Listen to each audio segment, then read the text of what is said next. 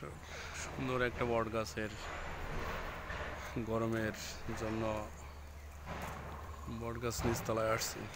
কত সুন্দর এরকম আগে গ্রামের বিভিন্ন অঞ্চলে বিভিন্ন জায়গায় বট গাছ থাকতো, পরিবেশটা অনেক ভালো থাকতো, কিন্তু এখন এই বট গাছ কোথাও দেখা যায় না।